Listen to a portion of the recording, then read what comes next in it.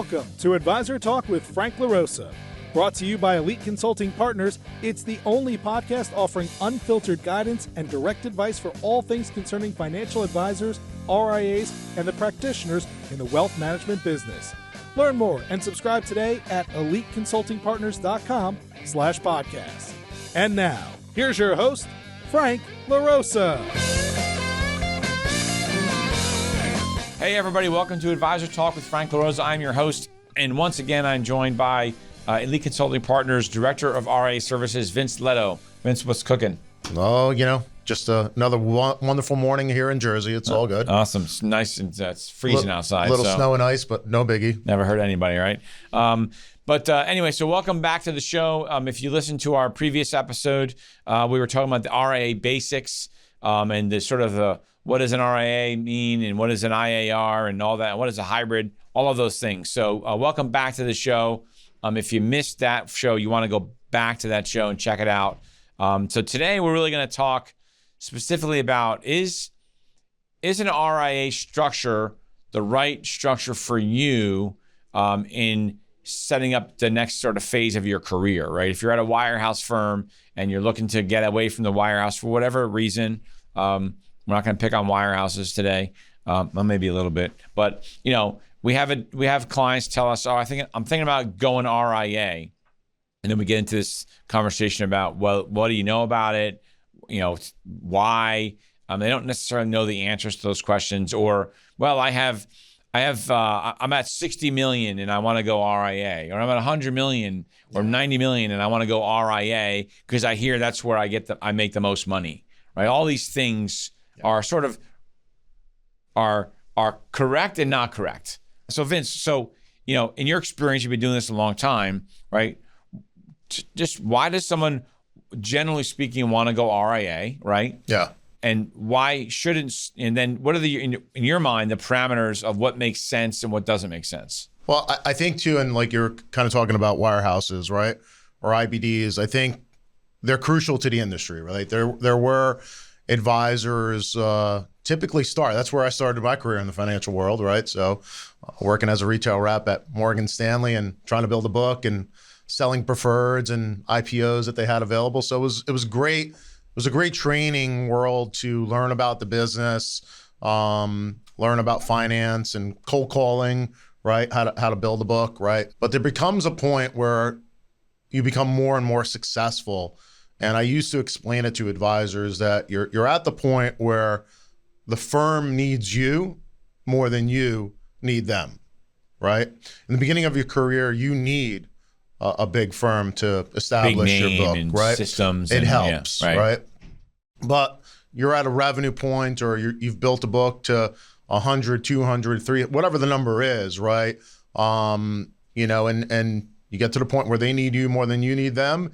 And quite frankly, now it's not 40, 50 years ago. There's a lot of options that are available to you, right? So, creating an RIA is one option, tucking in as an IAR is another option, and might be a better option for more advisors, right? I think creating an RIA for the past 20 years has been a popular route. It's where the puck has been going. I think some of the changes in the industry with TD being out of the business, there might be less custodians willing to work with smaller state registered firms. And that might sound a little, I don't know how I would put it, but it doesn't sound great, right? It sounds like we're being a little... Well, some of the experience that we're seeing, candidly, with those smaller RIAs, now that they're all at Schwab, basically, right, is their service has gone down exponentially. Yeah, that's part of it, and I think it's business, right? And I think where there's no more ticket charges and the business has changed, the profitability to these custodians has changed as well, right? And that's something that, as an advisor, considering, do I set up, do I join? That's something that you need to be aware of. And if a business isn't profitable from your business, they can't afford to provide you good service. It's pretty simple, right? That's more or less what it comes down to. So it may, all things being equal, it makes 100% more sense to create your own RIA, have your own entity, right? But in today's world, that may not be the best option, right? You may not have a custodian that's really willing to work with you, really willing to service you. And quite frankly, you may not ever get to the point of resources that some of these larger firms are able to provide. So are you saying that, so if I'm an advisor and I have 80 million, 50 million, what's your advice to that advisor? Yeah. Right. If I'm an advisor or a team that has 300 million, right? Not quite a billion, right? Not 300 million, that's not close to a billion. At what point do you feel like, yeah, you have the economics and you have the scale to really make opening and starting your own RIA really worth it versus the conversation about, you know what, maybe tucking into a larger enterprise is the right way to go? In your mind, what are those numbers? I think there's different strokes for different folks, right? Advisors that want to be left alone, regardless of how much they manage, should probably set up their own RIA and do it their own. If they don't get along with others, et cetera, that could be a problem, right? But there's there's guys that manage 80 million and 700 million that decide to tuck in, right? And there's good reasons for both to do so. Like what? I think so hypothetically, let's say you're an RIA today, you have 80 million bucks and you custody with whoever you custody with.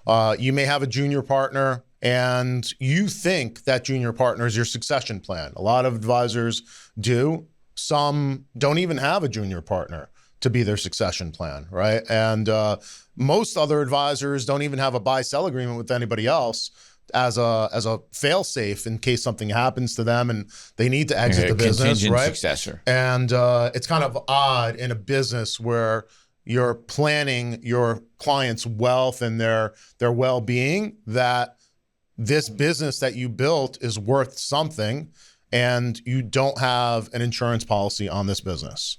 That is the oddest thing in the financial world. That is all too common, right? So I think for the advisor that's got 80 million, has a junior advisor, maybe they're 35 years old or 40 years old, whatever it may be, that $80 million book might be worth $3-4 million, right? So if you need to sell that practice, how is that advisor who's 40 years old going to be able to afford to cut you a check for that amount, right? Is that going to be the best experience for the clients that, for this book of business that you've built for the past 30, 40 years? Is that really the best experience for you? And again, there's options available to you, right? That $80 million advisor that has their own RIA is now considering more and more, do I tuck into a larger firm that gets me more resources, maybe takes some labor or work off of my plate, and now I'm affiliated. I absolutely have a contingency plan. They have money to cut me a check any day I want to, exit this business, or cut me a partial check. I might sell 40% of my revenue stream and continue to work for the next 10 years, right? But taking workload off their plate so they can go out and just focus on growing their business. Because I think one of the surprises that I've seen a lot of advisors make, or they don't make it, but they look back after a couple of years and realize it was made for them. Yeah. And they went from being a financial advisor working with their clients to being a compliance officer, right? Where a large part of their day is spent on operations and compliance, and they're wondering why they're not growing their business as fast as they used to. Yeah. So, that's when we talk about tuck-ins, that's one of the ancillary benefits, or one of the main benefits is that you have the ability to then grow your business faster because now you get to spend time with what made you successful in the first place. Yeah, I think, so the existing RIA that doesn't really have a backup plan, et cetera, or not a solid backup plan, is looking towards the tuck-in solution. Do I tuck in, take some stuff off my plate, have that backup plan immediately in place, and provide more resources? How do you grow your business in that type of structure? Well, those firms that are multi-billion dollars are looking to go from 2 billion to 10 billion, right? And typically they'll have an agreement with us, right? Some of them have an agreement with us where we're referring advisors to them. And if that advisor is in your backyard, that big tuck-in firm might be looking at you as a resource to help that advisor move to their entity, right? So that's a little bit of a side business that could happen there, right? So that could be appealing there. The advisor teams that are leaving, your Merrill Lynch's or your Wirehouses, et cetera, they might be $700-800 million and decide, you know what, maybe creating an RIA is not right for me. And I always use the analogy, I could go out and buy a piece of property, and I could build a house myself. And I'm going to save a lot of money if I hire the mason, the framer, the plumber, the electrician, right? But I'm probably going to build a house out in the middle of the woods, right? It may be a little bit crooked. The windows might be, all jacked up. And, but I saved, I don't know, 10, 15%. And that's kind of the difference where I could go out and buy a house in a community that's built. It's got a community center, everything along those lines, but I'm paying for that, right? And or the same analogy, you're the general contractor, so you're dealing with the carpenters, the plumbers, scheduling. They're not showing up. They go to a different job, so you got to get somebody else, or they didn't do the job right. You got to bring somebody else in. Yeah. You're dealing with all that stuff versus hiring a general contractor who has their guys. Yeah, and so I focus more on the money aspect of it, right? So because advisors, typically they're going to look at, well, what's this going to cost me, right? That's kind of like a driving force in their thought process. What's it going to cost, right? And I think they sometimes are not misguided, but misunderstood that there's a value in affiliating, right, versus doing it on your own, right? Well, what's your time worth? What's your time worth? And you're going to be dealing with that independent contractor. And in this world, it's not a plumber, it's your billing and reporting system. Which CRM system am I going to buy? Am I going to sign a 5-year lease or a 10-year lease, right? Like, what am I going to pay per square foot? I don't know if I'm getting a good deal. I have no idea, right? So a lot of these things kind of come into your business decision-making process, which eats up your time, which eats up your productivity, right? And at the end of the day, you may say like, yeah, I got 100% payout and I kept more money in my pocket, right? Reality is that, if you take a firm that you could affiliate with and gives you hypothetically an 85% net payout on your business, right? They're not making 15 points off of your revenue, right? There's look at it this way. If someone's saying your payout's 85%, and these are real world numbers, we get into details, right? But if they're giving you 85%, they're giving you that billing and reporting, the CRM system, they've got and the support to run those support. things. The other thing too is that is kind of like missed. Typically, these tuck-in solutions are going to have more than one custodian, right? That's a huge, huge factor, right? And when their service team calls XYZ custodian versus you at $100 million calling XYZ custodian, it is a world of difference in the turnaround time to get things done. That could be a check request for your client. Your client could call you and say, hey man, I know we talked about I was going to buy a house. I need the money today, right? And sometimes service teams react faster to a $3 billion RIA firm versus a $100 million RIA firm. I mean, you may find that odd, right? There's different service teams within those custodians. I joke, right? It's not odd, right? You're not going to react to a $10 million client the same way you're going to react to a $100,000 client, right? It's just, you segment your book, and every business is going to segment their book as well. And some of these custodians are $10-20 billion, easily. And if they have $10 billion with Schwab, and you're underneath them. Well, other thing is, usually those RIAs have their own internal service team that you're going to be working with. Yeah. So it's sort of like, hey, let us call the custodian and fight the fight. You go back to servicing your client. All of those things are really important to save brain power. That is just the reality, right? Yeah. Look, advisors I think there's a different perspective, especially this is really to Wirehouse guys, because I think that if you're $1 million or $2 million producer and you have $300 million at Morgan or Merrill Lynch, like, congratulations, like you're a big deal there. In the RIA world, you're not. Like, in the RIA world, You're just not. You're, I would say, average, maybe even below average. So you might think that you're going to get, that's just a hard truth, right? You might think that I'm $300 million. They should roll over for me. They're not going to, right? They're just, because they're going to take a phone call from a $10 billion RIA before you, right? And so I think that the economic component of it is, and we'll do that also at another call. 100% isn't 100%. Right. If you're running your own practice, that 100% may end up going down to 70 or 65 or 70, whatever the number is, right? Versus an RIA that says, tuck into us. Yep. Yeah, I'm giving you 85, but you end up making more money. We go through this exercise all the time with clients where, and this is not just the RIA world, this is just also in the independent broker-dealer space. Sure. Where you look at two different firms, and one firm is saying, well, I'm going to give you a 95% payout, and then we have all these other charges underneath here, that we're going to charge you, and somehow you get down to, 70%, let's just say, right, or 80% before your local expenses, right? So let's just say it's 80%.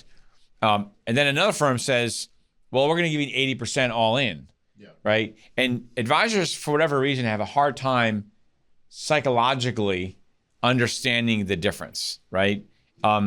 If it's 80, it's 80. Well, it doesn't matter how you get there. As a matter of fact, the 80 all in, sometimes it's easier to deal with. It's all in the details, right? You might get a 95% payout. Oh, but wait, your $1 million account has a 10 BIP platform fee before that revenue goes to your 95%. Before the payout. 90%. So your business is not to know all the options that are out there. Your business is to manage your clients' expectations. Our business is to tell you what those options are and not to waste your time on what we think are the best options for you. So that's again, don't build your own house. Come to us, right? We're that general contractor, right? We're helping you. We're saving you time, and we're gonna give you the best product your money could buy. Period. And that's valuable. You made a point, and you said sometimes the larger broker dealers are multi-custody. Yeah. Right. The RIAs. Yep. I'm sorry, RIAs. Why? Which is basically multi-custody for the audience, right? Down to basics. That means they have a relationship with Schwab and Fidelity, maybe Pershing, maybe some others. We work with some RIAs that have multiple.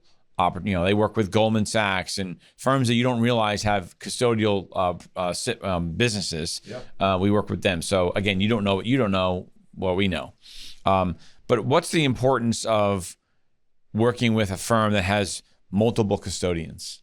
So inevitably, as you are doing your job and you're running your seminars, you're prospecting, and you get a referral from someone, you may come across a family that has $15, $20 million. That's not really uncommon these days. And maybe they've had their accounts at Fidelity for the past 25 years. And you're in conversations, great, that we like it. Let's move forward. Now, if you're your own RIA, and even if you have $300 or $400 million, you're pretty much going to have one custodian, right? You're not going to segment or fragment 300 million, 150 here, 150 there, because 300, I hate to say it, but you might be a B or C level client. Well, Pershing's minimum is 300 million or something like that, right? I mean, you're going to be, to put it nicely, you might be a B or C level client at 300 million with some of these custodians. At 150, they might not even want to work with you, right? So if you're 300 million, whatever your number is, it's going to be more difficult for you to have more than one custodian.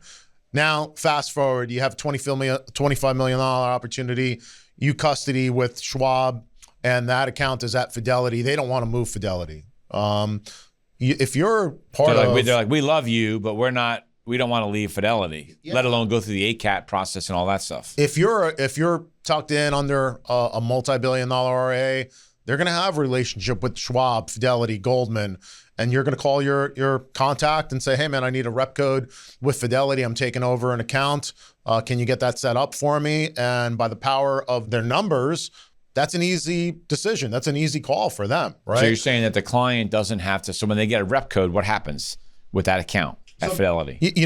Basically, if they're at Fidelity Retail and you have the ability to get a rep code on the institutional platform, Institutional Wealth, they're basically journaling that account internally. They're not ACATing that account to Schwab or Pershing, et cetera. So does the client get a new account number? Typically they don't. Sometimes they do, sometimes they don't. It really depends internally what their systems are. But long story short, it's an internal move. It's a letter of authorization that says, move my account from so-and-so to so-and-so, and that's that. So you as the advisor get to say, listen, no problem. Leave the accounts right where they are. I'm not asking you to move the accounts. Leave them at Fidelity, and I can then take over as the advisor of record, right? Don't say rep of record. They don't understand what that means. Yeah, and say advisor of record. Just envision this, right? These bigger opportunities that you're going to come across, right? There might be a trust. It might be an LLC account, right? That could be a lot of paperwork to move from. It could be a corporate account where there's 5 officers, and you got to have all 5 officers sign off on them, and they're traveling around the world, and good luck transferring that account. Yeah, so I mean that client may start to get like some real agita, like thinking about, oh my God, like you want me to go and get a signature from? I have 22 accounts with Fidelity. Yeah, I mean that's a big underestimated power of affiliating with a larger tuck-in. I'm just thinking sometimes the family has like multiple family household accounts, especially in the 20, 30, $50 million range. Yeah. And they're like, well, that joint account is with my sister, and I'm not really talking to her right now, so I'm not really going to go. Yeah, right. That's never happened. That's never happened. I mean, but that is a real situation that you look at it and say like, well, I'm going to set up my own RIA. I'm going to keep all of it. It's mine. And I'm going to get 100% pass through, but you're really selling yourself short. Right. I wouldn't say you may be. Right. And I think if you've gone the decision-making process, say like, look, the Wirehouse world, the IBD world is not for me. I want to learn about creating my own RIA. Well, then secondly, you should also be learning about, is it wise for me to tuck into a multi-billion-dollar RIA versus creating my own? I was working with a client, and large client, they have a number of large, my client has a number of large clients, investor clients. One of them is north of $1 billion. And they have a lot of accounts everywhere. And this particular advisor just is in that high net worth space and has a lot of, I'll just say in his circle, right? A lot of folks that have accounts at Goldman Sachs, right? And the firm that he's at today, he can't handle them because they don't want to leave Goldman. So we were able to introduce him to, the question was, do I start my own RIA and pick Pershing or whatever, right? Because he's not going to be able to just pick Goldman. And I introduced him to a firm that we work with that has all of the custodial relationships, including Goldman Sachs. And so we're going down that road because he now can go, just like your example, those clients can leave when he comes across a client that wants to work with him but doesn't want to leave Goldman Sachs for whatever reason. They want either the cachet, or they want the deal calendar, they want the alternatives, the private investments. There's a lot of reasons, right? He now will be able to access all of that entire platform, and the client doesn't have to move their account. That's the kind of stuff that's out there that people don't know about, right? People don't know that Merrill Lynch has a custodial relation, a custodial agreement. I had no BS. UBS did custody for RIAs until I got here. Right. So it's you'd be surprised because here's the big thing people don't understand. If you're at a UBS, Morgan Stanley, where Merrill Lynch, it doesn't matter what firm, right? You actually have a broker-dealer license and an RIA license. Like they have, you just see it as one platform. They actually have both platforms. They have a broker-dealer and they have an RIA. They're a hybrid. They're a hybrid. You just don't know it, right? That's like the big secret. But look, I think that there's a lot that goes into is owning, I almost said being an RIA, right? Because again, you're not an RIA is like a corporate entity, right? It's like an LLC or an S Corp, right? It's a corporate entity. You are an IAR underneath your RIA if you own your own RIA, right? Or if you're an IAR underneath somebody else's RIA. Correct. But the reality is there's a lot to take into consideration when you're making this move, right? Even more so than if you were just going to go from a wirehouse firm, Morgan Stanley. Again, I'm not picking on Morgan Stanley. I'm just wirehouse firm, right? Wells Fargo, doesn't matter. going from there to going to an independent broker dealer like an LPL or Raymond James or Osaic or whatever it is, Cambridge or Commonwealth, or you name the firm, right? There's because in those decisions, all of the tech, all the systems, the billing, the reporting, the compliance, all of that stuff's sort of done for you. There's no decisions that you have to make there. When you're going to an RIA, there's a lot of decisions that you have to make. And a different, depending on the direction you go, there's more decisions than others. Yeah, that's and I think one aspect that we touched earlier, but we didn't really get into, is the DBA aspect, right? Like that where you could create your own RIA, that's your own brand 100%, right? And there is everything that we discussed, but really the hybrid or kind of the tuck-in solution, not the hybrid, but the tuck-in solution gives you sort of the best of both worlds, right? You don't have to start your own business and worry about everything that goes along with running a business, not just managing your clients' expectations, but most of these larger, well-known tuck-in providers are going to allow you to do a DBA. And that gives you the best of both. So you market yourself as whatever you'd like. I want to be Vince Wealth Management, and I'm operating as an IAR under someone else's corporate RIA, right? And that's sort of the best of both worlds. I didn't set it up, but I'm still hanging a shingle with my name on it, right? And quite frankly, your clients may not know the difference, right? Or doesn't need to know the difference. So that's powerful there. And most of the time, these larger DBAs or tuck-ins they're going to allow you to manage money as you see fit, right? Most of the times, not all of them. Not all the times, right? Some of them are going to have their own models, but some of them are going to allow you to act as rep as PM if that's what's important to you. In the interest of time, I want to just talk about one other thing, because I think we've missed a scenario in which you decide, listen, I get the whole tuck-in thing, understand, I want to do my own thing. Are there companies out there that I can work with and affiliate with as like a partner office that do all the stuff for me? And as an example, a firm like Dynasty Financial, right? I've known them for a long time. I know Cheryl Penny, who's the founder of that firm. We worked together, Smith Barney, for many years.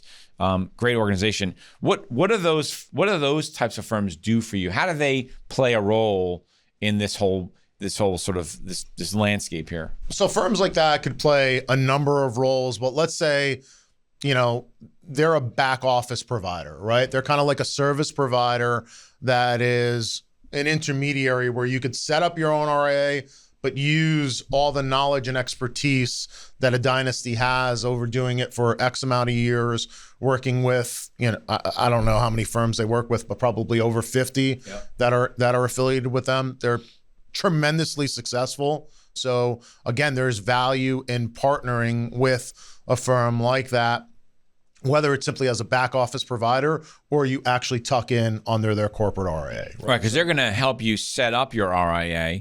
Then they're going to basically say, hey, this is our recommended tool set. Yep. What I found is the majority of larger institutional RIAs are using the same tech. Yeah. Right. So it's like, hey, listen. It's only so many names out there, really. Right. So it's like, what are the majority of your most successful partner offices using? And I'll just use that. Right. Like, you don't need to recreate the wheel. But they, what I found is firms like that, and there's some others that are out there that provide the sort of middle and back office. They help you process stuff. They help you with billing. Yep. They help you set all that stuff up. You probably still need to use an RIA consultant, like one of the top law firms out. There's a couple of law firms out there, Laxton Neville, Hamburger Law Firm. There's a couple of really good ones out there that we recommend typically.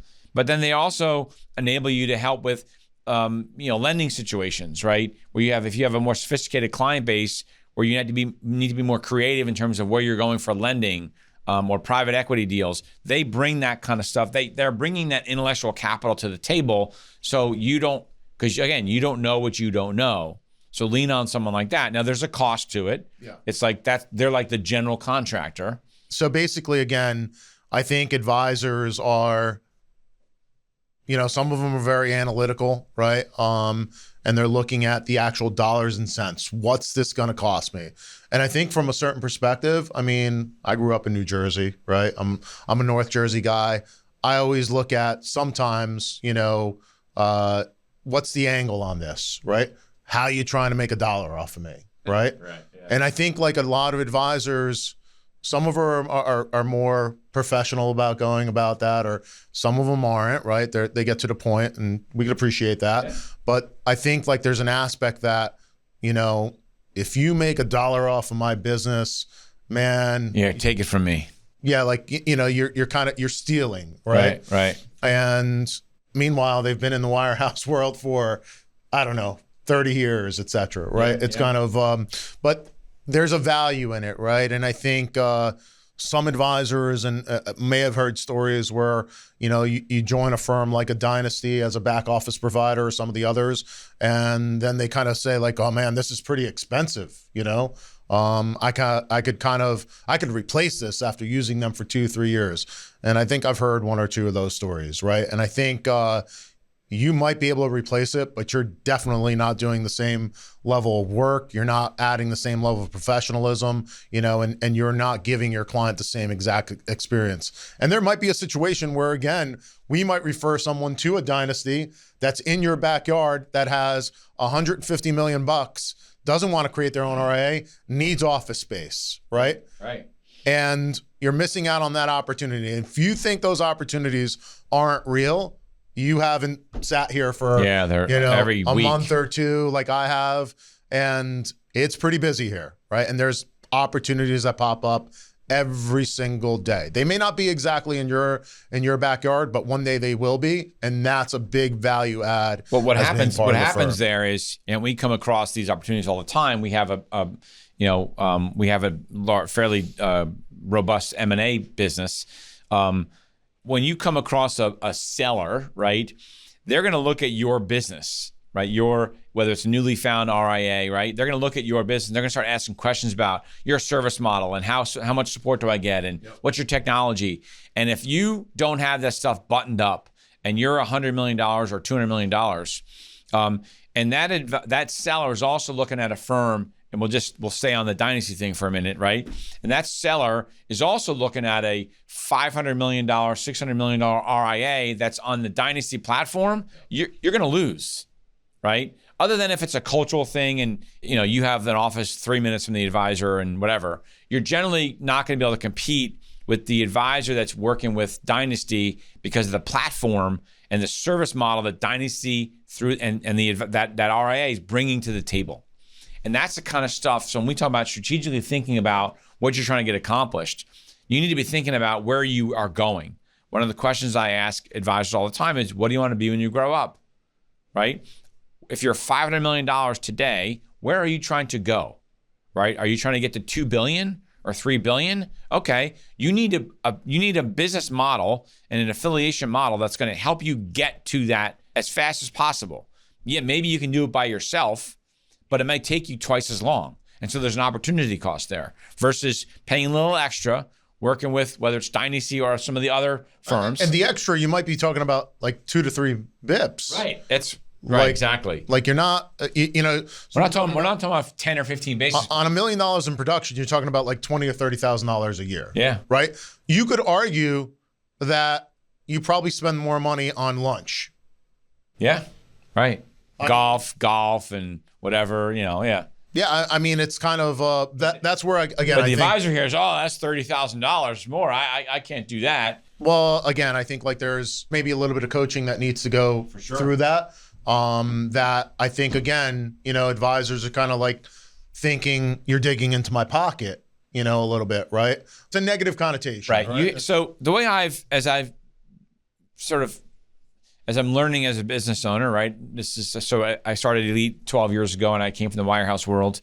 And what I started to learn, which helped me as I grew and was making larger investments, is just that. I don't look at expenses or things that I'm paying for in the business as an expense, right? As this is the cost of what this is going to be. I have to, whatever. I'm hiring people. It's a cost. Yeah. I look at all of those things as investments. Yep. And so if you have if you take that perspective in when you're writing a check for something, for technology, if it's going to be $80,000, it's not an $80,000 expense. It's an $80,000 investment in the business. And what are you going to get from that investment? That's what you have to look at with everything. So if it's going to cost you, I'm just picking a number, $200,000 or $300,000 to be affiliated with Dynasty. Again, we're going to just stay on that line. That's what it's going to cost you. It's $300,000. That's an investment in your business. So what are you going to get? What are you getting for that investment? Yes. And what's the return on that investment going to be? Versus, it's an expense and I'm losing money. You can't look at it that way. Like if that's how you're going to look at everything, you're probably better off in a W-2 world. Well, yeah, I mean, it's kind of like, affiliating with somebody. You almost have to be like along the lines of like, if you're not growing, you're dying, right? Which is my attitude. Right. So businesses that aren't growing are dying, right? They're going to be out of business. And I mean, I've only been here for a short amount of time. And obviously, Frank is not penny wise and pound foolish, right? That's one way to look at it. I think we're about to expand, right? And it's all a mindset. It's really a mindset that you can do it, and believe in yourself. I think there's there's different thought processes. Not everybody's out to get you. There's a lot of good opportunities for you, and general premise is, again, you've built a really successful business. And there's different ways to manage that business going forward, and the other adage is, obviously what got you here is not going to get you there, right? And that's, the world is changing. There's no doubt about it, and you could change with it, or it's going to change around you. Yeah. So anyway, if you want to have these kind of conversations specifically about your not business, but your direction or your future business, the best thing to do is work with someone like Vince, who's been doing this for a long time. We know, I'll say we know where the bodies are buried, right? But we know what's going on. We are agnostic in terms of the approach that we take. If you're talking to, and I'm not picking on Schwab, but if you're talking to a recruiter at Schwab, right, they're going to tell you why Schwab is the best place to be, and that's it. They're not going to give you the other options. Yeah.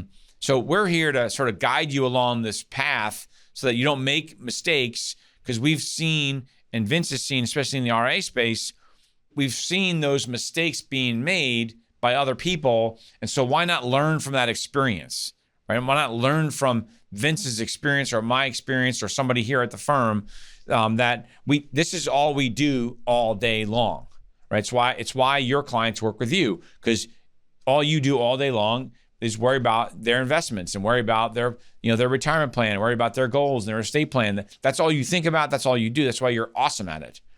Well, that's why we're awesome at what we do. So if you want to have a conversation, you can give Vince a call at 201-723-5934. Or email is going to be Vince Leto, VinceLeto at eliteconsultingpartners.com. I think the main premise, though, is, again, remember, your firm needs you more than you need them. If you're open to a conversation, open to a change, we'll help you explore those options to you. And the nice thing about, the reason that I'm here is, I worked at TD. I was a Schwab employee for a minute or two. I worked at Axos. I worked at Raymond James. I think we have a real good handle on what's available to you out there. And there's good aspects for each one of those firms. There's a couple, maybe I wouldn't call them pitfalls, but things that you need to be aware of each of those firms as well. We don't represent any one of them, right? Individually, meaning, but we could introduce you to pretty much all of them, right? And that's how we're helpful. We're agnostic in that respect. And realistically, we want to help you cut to the chase as you're entertaining this as a change for your business. And we want to provide solutions that we think, based on our knowledge and experience, that are going to be really good for you and your clients. So listen, thanks a lot for joining us. If you have any questions, you can shoot Vince an email. If you're new to the show, we hope you liked it. If you are a continued listener, thank you very much for listening. The only thing we ask is you forward this to someone that you know, share it with somebody. We don't advertise. I've had vendors want to come on advertise and put on commercials, and sort of not interested in doing that. So all I ask is you forward this to people. We're trying to do good. We're trying to educate the industry as best we can. Don't forget to check out my Instagram account, which is franklarosa.elite. We have some great content on there. Some of it's industry specific stuff. Some of it is just motivational content that some people need to hear on a daily basis or something. But there's great stuff on there. We appreciate it. Thanks for listening, and we'll see you next time. Thanks for listening to Advisor Talk with Frank LaRosa. If you're looking for more advice or solutions on any topics in the financial services industry, or you just want to subscribe to our podcast, head on over to eliteconsultingpartners.com/podcasts.